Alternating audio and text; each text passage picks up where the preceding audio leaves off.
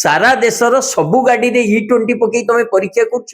मु तो अति आश्चर्य साधारण जनता एक कथा जानी नांती जे मोदी सरकार पेट्रोल लिटर 166 टंका करि साइलेनी।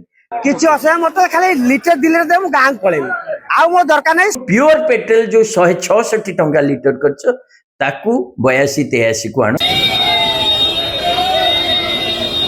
सबुठु आश्चर्य पेट्रोल रो रेट जहा इथानल मिसिबा परे ता रेट कमीबा दरकार किंतु तमे ताठू आउरी अधिक रे बिक्री करछ।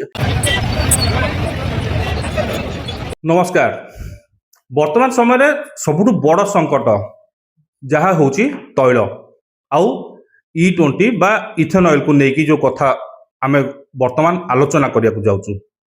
ए E20 इथाइल को नेकी आगु गोटे बड़ आंदोलन होबा को जाउची जोटा कि मो सहित अछंती निशिकांत महापात्र बाबू आम आदमी पार्टी रो ओडिशा सभापति जे कि ए आंदोलन केते तीव्रतर हबो ताकू नेकी आमे ताका सहित आलोचना करिबा। ता पूर्वरु आ गोटे कथा कहि रखिया चाहूची सबु जिंस रे जदी मूल्य वृद्धि पाइची ताहले कारण कोन?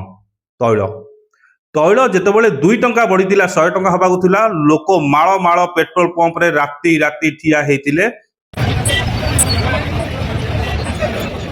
लगातार भाव में 3 दिन 4 दिन पर्यंत एमितिक तेल सरीगला बोली कहगला कौन ना युद्ध चली। वर्तमान दर आसिकी पेट्रोल पिछा 109 टंका केते पैसा डीजेल से भाव में तो ताले वर्तमान जिते 10 टंका बढ़ीगला लोक कुआड़े शोगले कहीं समस्ते भूली गले। निशिकांत बाबू सहित कथा भाई प्रथम तो E20 इथेनॉल ए जिनसटी को आपन केमती देखुतिले आ वर्तमान जो रेट बढ़ी बढ़ी आसिकी 10 टंका 12 टंका बढ़ी सारानी आगु 120 पर्यंत जीव जोटा कि 2036 लक्ष्य जमी देखा जाउची गोटे सरकार रे 120 रे पेट्रोल पहुंचे बोले अछि को सूचना नहीं। वर्तमान पेट्रोल भारत वर्ष रे इपरि को ओडिसा रे लिटर पिछा 166 टंका रे बिक्री होउची। ए कथाटा आमे साधारण जनता जानिने कारण प्योर पेट्रोल 166 टंका रे बिक्री होउची आमे ताकू न जानि कि E20 पेट्रोल जोटा वर्तमान 102 टंका 3 टंका रे बिक्री होउची ताकू किनुची एवं सरकार आम सहित जो ठकामी करुची ताकू धरिबारे आम माने सक्षम होने। मु स्पष्ट कर दवा को चाहे E20 पेट्रोल अर्थात 20% इथानल मिसिबा परे जो पेट्रोल आमे गाड़ी रे पकाउचे विशेष करी 2023 पूर्वर जेते बाइक आ कार तापरे आपण पकेला परे आपण देखुथिबे गाड़ी रो पार्ट्स खराब होउची इंजन खराब होउची माइलेज कम होउची एवं पिकअप भी कम होउची। आमे अनेक पेट्रोल पंप मालिक गैरेज वाला जो मन को गाड़ी अछि व्यवहार करी तांको सहित कथाबार्ता करछु एवं पूरा जो मिडिल क्लास आमे जाहा को कहउचे मध्यम वर्ग समस्त भीतर गभीर असंतोष कारण आम पई गोटे बाइक बा गाड़ी कदापि गोटे विलासर सामग्री नो ये आम जीवन जीविकार आधार।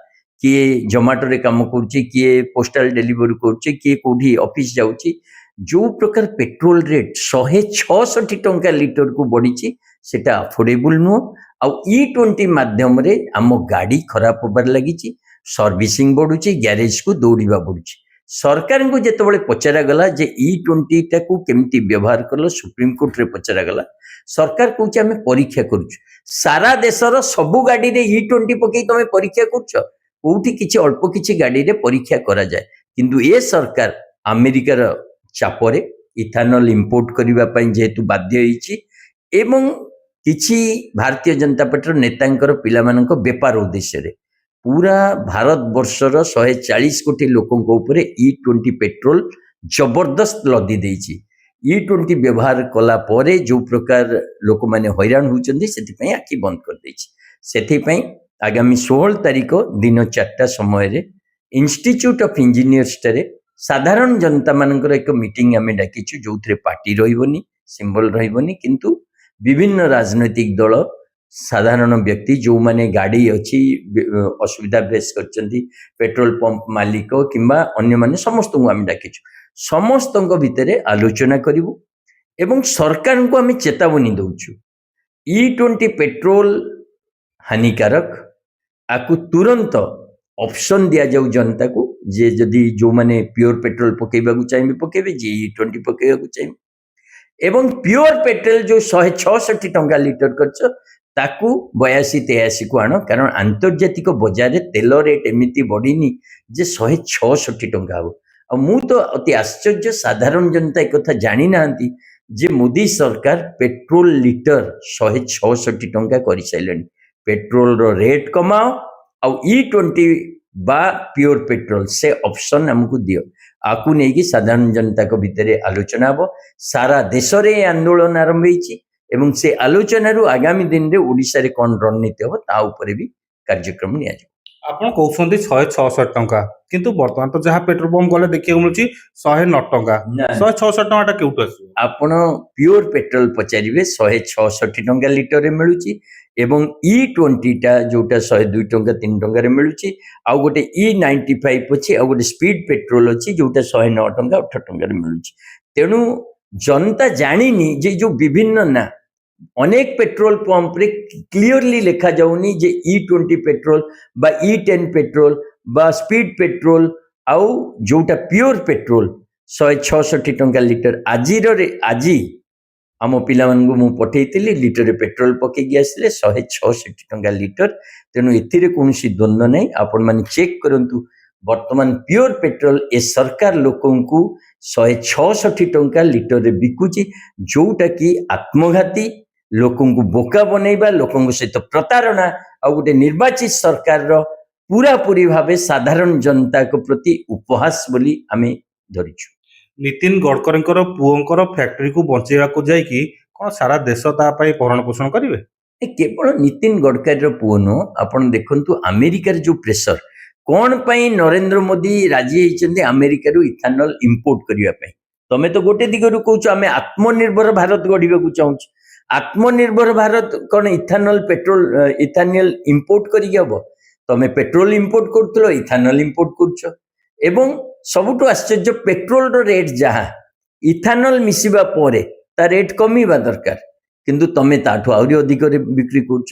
ତ ଏ ଯୋଉ ପ୍ରଫିଟ ଲୋକଙ୍କ ଉପରେ ବୋଝ ଦେଇ ଲୋକଙ୍କୁ ଜବରଦସ୍ତ E20 ପେଟ୍ରୋଲ ବ୍ୟବହାର କରିବାକୁ ବାଧ୍ୟ କରି ତମେ ଯୋଉ ଏଇ ଯୋଉ ଷଡ଼ଯନ୍ତ୍ର ରଚିତ, ଏଟା କାହା ସ୍ୱାର୍ଥରେ? ଟ୍ରମ୍ପର ସ୍ୱାର୍ଥରେ ନା ଏ ଦେଶର 140 କୋଟି ସାଧାରଣ ଜନତା ସ୍ୱାର୍ଥରେ? ସେ ପ୍ରଶ୍ନ ଟାଉନ ହଲ୍ ମିଟିଂରେ ପଚରାଯିବ, ସେ ପ୍ରଶ୍ନ ଏ ଦେଶର ନାଗରିକ ପଚାରିବେ ଆଉ ସରକାରଙ୍କୁ ଜବାବ ଦେଇ କରିବେ।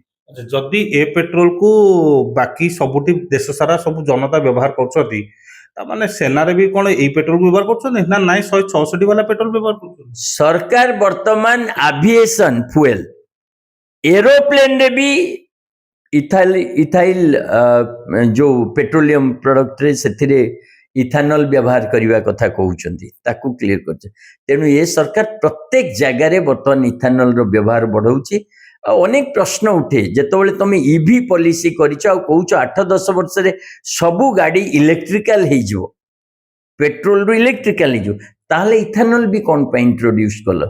ଏ ପ୍ରଶ୍ନ ଆଲୋଚନା ହେବା ଦରକାର। ବର୍ତ୍ତମାନ ଯେହେତୁ ପେଟ୍ରୋଲ ଚାଲିଛି ଏବଂ ଆନ୍ତର୍ଜାତିକ ବଜାରରେ ଯୋଉ ରେଟ୍ ଅଛି, ସେଥିରେ ପେଟ୍ରୋଲ ରେଟ୍ 166 ହେବାର କୌଣସି ଜଷ୍ଟିଫିକେସନ ନାହିଁ। ଆକୁ 82-83 ଟଙ୍କାରେ ଦେଇ ହବ। ଜନତା ଆକୁ ଦାବି କରୁଛି, ଡିମାଣ୍ଡ କରୁଛି, ଆଉ ସରକାର ବାଧ୍ୟ ହେବେ ଏ ଅଭିଯୋଗ ଶୁଣିବା ପାଇଁ। ଆଉ ଗୋଟେ କଥା ଯେ ବର୍ତ୍ତମାନ E20 ପରେ E80 ପର୍ଯ୍ୟନ୍ତ ମଧ୍ୟ ଏକ୍ସପେରିମେଣ୍ଟାଲ ହବାର ଥିଲା। କେତେ ଦୂର ହେଇଛି ଅବଶ୍ୟ ସେତିକି ସଠିକତା ଖବର ନାହିଁ ପାଖରେ, କିନ୍ତୁ E85 E20 ପରେ ସରକାର କହୁଛନ୍ତି E85 ବି ଆଣିବେ। ଦେଖନ୍ତୁ, E10, E20, E30, E40 বা E85 କି E100 ପ୍ରଶ୍ନ ଏଇଟା ନୁହଁ, କାରଣ ଅନେକ କଣ୍ଟ୍ରିରେ ଅଛି ବି ଏଇଟା। ପ୍ରଶ୍ନ ହଉଛି ଆମ ଗାଡି ଯାନବାହନ ଏଥିପାଇଁ ପ୍ରସ୍ତୁତ କି?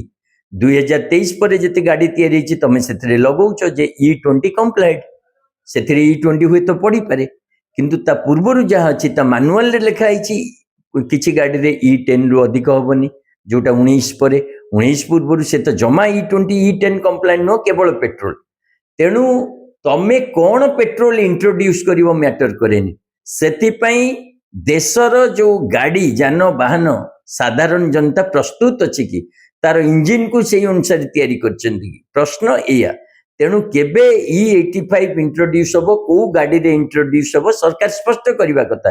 ସରକାର ଆଜି ଯଦି ଆମେ E20 କିଣିବୁ, କାଲି ପୁଣି କହିବେ E30 ହବ ସେଇ ଗାଡିରେ, ତ ତେଣୁ ସାଧାରଣ ଜନତା ସେ ତ ବାରମ୍ବାର ଗାଡ଼ି କିଣେନି ଏ ଦେଶର 99% ଲୋକ ଲାଇଫରେ ହୁଏତ ଖଣ୍ଡେ ଦି ଖଣ୍ଡ ଗାଡ଼ି କରୁଥିବେ ତାକୁ ନେଇ ସରକାରଙ୍କର ଏଇ ଯୋଉ ଖେଳ ବହୁତ ମହଙ୍ଗା ପଡ଼ିବ କାରଣ ସାଧାରଣ ଜନତା ବହୁତ ବ୍ୟଥିତ ଦୁଃଖିତ ଆଉ ଏ ପ୍ରକାର ଗୋଟେ ଲାଭଖୋର ଅତ୍ୟାଚାରୀ ସରକାର ପ୍ରତି ଆୱାଜ ଉଠେଇବା ପାଇଁ ବର୍ତ୍ତମାନ ପ୍ରସ୍ତୁତ ବହୁତ ବହୁତ ଧନ୍ୟବାଦ ତେବେ 16 ତାରିଖ ଦିନ ଇଞ୍ଜିନିୟରିଂ ଭବନ ଅପେକ୍ଷା ରହିଲା ଯୋଉମାନେ ଏଇ ଯୋଉ ଆଖୁ ରସ ପିଇକି ପେଟ ଥଣ୍ଡା କରୁଥିଲେ ଏବେ ଗାଡ଼ିକୁ ଯଦି ଥଣ୍ଡା କରିବାରେ ସନ୍ତୁଷ୍ଟି ଅଛନ୍ତି ତେବେ ଘରେ ବସି ପାରନ୍ତି କିନ୍ତୁ ଯଦି ଅସନ୍ତୁଷ୍ଟ ଅଛନ୍ତି 16 ତାରିଖ ଦିନ ଇଞ୍ଜିନିୟରିଂ ଭବନ ଆସନ୍ତୁ ଏ ଆଲୋଚନାରେ ସାମିଲ ହୁଅନ୍ତୁ ଆଉ ନିହାତି ପରିବର୍ତ୍ତନର ସ୍ୱର ପାଇଁ ଆୱାଜ ଉଠାନ୍ତୁ ରହୁଛୁ ନମସ୍କାର ନମସ୍କାର